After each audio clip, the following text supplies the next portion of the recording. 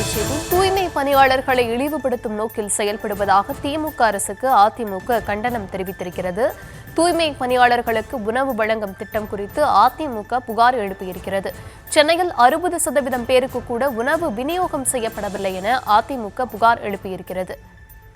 விவரங்களுடன் இணைகிறார் செய்தியாளர் லதா. விவரங்களை வழங்கலாம்.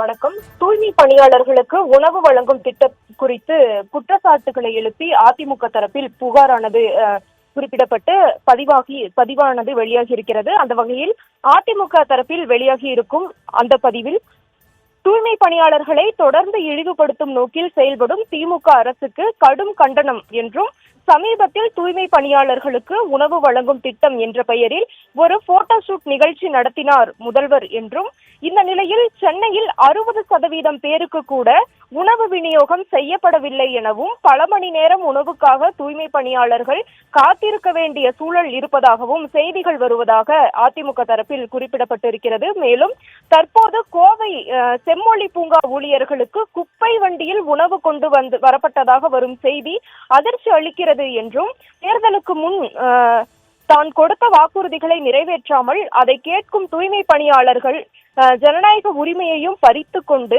அராஜகத்தால் அவர்களின் போராட்டங்களை ஒடுக்கிவிட்டு டேமேஜ் கண்ட்ரோலாக ஒரு திட்டத்தை தருகிறேன் என்ற பெயரில் ஒரு போட்டோ ஷூட் நடத்திவிட்டு அதையும் கைவிட்டு விட்டார் முதலமைச்சர் என்று முதலமைச்சரை குறிப்பிட்டு அந்த பதிவானது வெளியிடப்பட்டிருக்கிறது.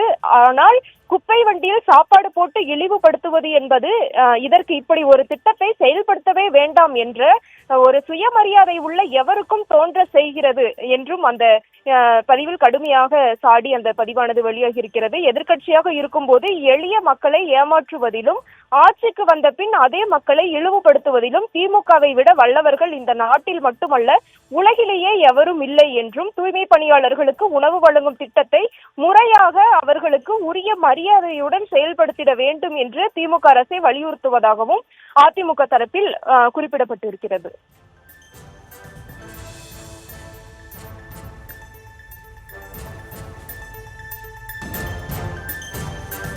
விவரங்களுக்கு நன்றி.